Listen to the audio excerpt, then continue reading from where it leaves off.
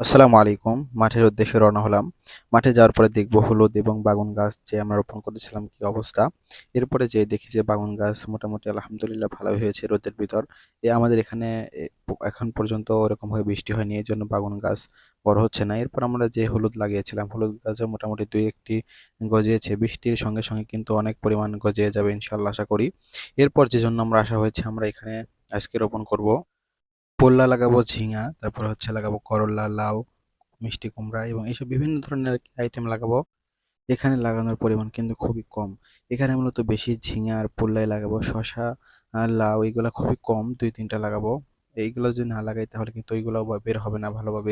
এই যে বেসনগুলো আপনারা দেখতে পাচ্ছেন, আমি এত সময় ধরে এই বেসনগুলাই কিন্তু জমিতে লাগালাম। কিছুক্ষণ পরে পাশে আরেকটা জমি, এই জমিতেও ইনশাল্লাহ আমি এই বীজগুলো লাগাবো। এর ফাঁকে একটু পানি পিপাসা পেয়েছে, এই জন্য আর কি এই পাশেই টিউবওয়েল আছে, টিউবওয়েল থেকে আমি আর কি পানি নিয়ে আসলাম।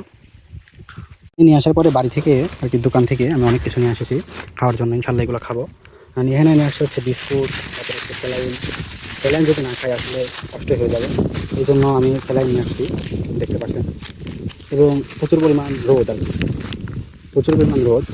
রোদের ভিতর একটু কাজ করতে মুশকিল, কিন্তু পাশেই কিন্তু কিছু লোক আর কি হলুদ লাগাচ্ছে। দেখতে পাচ্ছেন যে এরা হলুদ লাগাচ্ছে। ইনশাল্লাহ আমি কিছুক্ষণের ভিতরে একটু রেস্ট নেওয়ার পরে আমি এই বীজগুলো লাগাবো। এরপরে আমার হচ্ছে আলের পাশ দিয়ে, এটা আমার আল্লাহ, আমার আলের পাশ দিয়ে এরকম আর কি ঘাস বের হয়েছে অনেক। এই ঘাসগুলো মারার জন্যই আর কি আমি বিষ নিয়ে আসছি, ঘাস মরা বিষ। এই বিষটা যদি আমি দিই তাহলে এই ঘাসগুলো সব মরে যাবে। ইনশাল্লাহ আমি এই বীজ লাগানো শেষেই ঘাসে এই বিষটা দিয়ে চলে যাবো ইনশাল্লাহ। তারপরে 2-1 দিন পরে সে ইনশাল্লাহ দেখবো সম্পূর্ণ ঘাস মরে গিয়েছে আশা করি। আমি কিন্তু স্যালাইন ছিঁড়ার পরে স্যালাইন ঢালছি এবং দেখতে পাচ্ছেন যে হালকা হালকা বুদবুদি উঠছে। এটা যদি আমি তাড়াতাড়ি না মিশাই তাহলে এটা আর কি মানে যেটা স্বাদ এটা পুরোপুরি পাবো না। এবং আগে যখন এইসব জমিতে আর কি সবাই চাষ করতো সেই সময় কিন্তু টিউবওয়েল ছিল না, তাহলে বুঝতেই পারছেন তাদের কীরকম কষ্ট হতো। এখন টিউবওয়েল হওয়ার কারণে কিন্তু আমি একবার বিশুদ্ধ পানি পেয়েছি। আসলে যে টিউবওয়েলটি দিয়েছে তাকে ধন্যবাদ দিয়েও আসলে তার ঋণ কখনো শোধ করা যাবে না। সে যে কত সোয়াব পাচ্ছে আসলে সেটা ভাষায় আর কি প্রকাশ করলেও আসলে শেষ হবে না। পানি কিন্তু জীবন। আমি কিন্তু এই পানিটা আসলে পেতাম না যদি বাড়ি থেকে নিয়ে আসতে হতো, কিন্তু গরম পানি খেতে হতো। কিন্তু এই পাশ দিয়ে কিন্তু আমাদের ইসামতি নদী কেটেছে, আমরা কিন্তু নদী থেকে পানি খেতে পারতাম না। এই জন্য সবাই কিন্তু আগে বোতল ভরে পানি নিয়ে আসতো। টিউবওয়েলটা হওয়ার কারণে আমরা কিন্তু টাটকা ঠান্ডা পানি পাচ্ছি আলহামদুলিল্লাহ।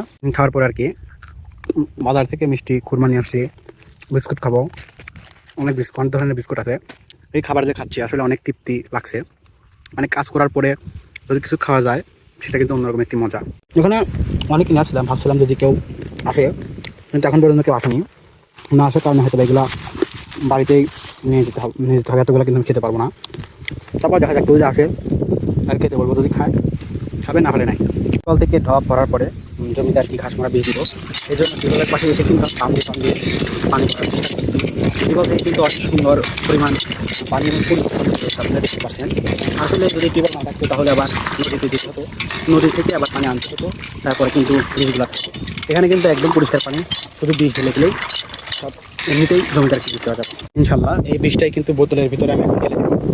বোতলের ভিতরে ঢালার পরে আমি যেসব আর কি করলা এবং ঝিঙে, শশা, করলা, লাউ, কুমড়া এসবের বীজ ইনশাল্লাহ লাগাবো। লাগাতে হয়তো 20 মিনিটের মতো সময় লাগবে। 20 মিনিটের ভিতরে ইনশাল্লাহ বীজ সম্পূর্ণ পানির সঙ্গে মিক্সড হয়ে যাবে। এরপর ইনশাল্লাহ জমিতে আমি দিব। বীজ দেওয়ার সময় ভাবলাম এত সুন্দর সুন্দর ঘাস যদি মেরেই ফেলাই তাহলে কেমন হয়। এই জন্য নিয়ত করেছি ইনশাল্লাহ ছাগলের জন্য কিছু ঘাস এখান থেকে কেটে নিয়ে যাব ইনশাল্লাহ। ছাগলের জন্য সামান্য কিছু ঘাস আর কি কেটে নিলাম। এই ঘাসগুলা আর কি বীজ দিয়ে মেরে দিতে হবে। যদি না মেরে দেয় তাহলে আর কি যেসব বীজ রোপণ করলাম পোল্লা, ঝিঙে, করলা এইসব সবজি হতে একটু সমস্যা করবে। এই যে দেখতেছেন তাওয়া, এখানে কিন্তু লাগাইছি, এই পাশে অনেক ঘাস। এই জন্য আর কি ঘাস আমরা বীজ দিয়ে মেরে দিতে হচ্ছে।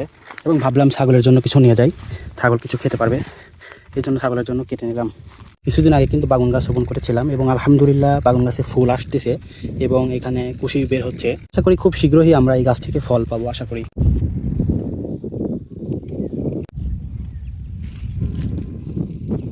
আলহামদুলিল্লাহ কাজ শেষে বাড়ির উদ্দেশ্যে রওনা হলাম এবং আমি যেসব ফসল আর কি মাঠে রোপণ করে আসলাম, আপনারা সবাই দোয়া করবেন সেই সব ফসল যেন বেশি বেশি হয় এবং আল্লাহ তাআলা যেন যারা প্রত্যেক কৃষক যারা জমিতে চাষ করেছে সবার জমিতে যেন সেসব রহমত আল্লাহ তাআলা ঢেলে দেয়।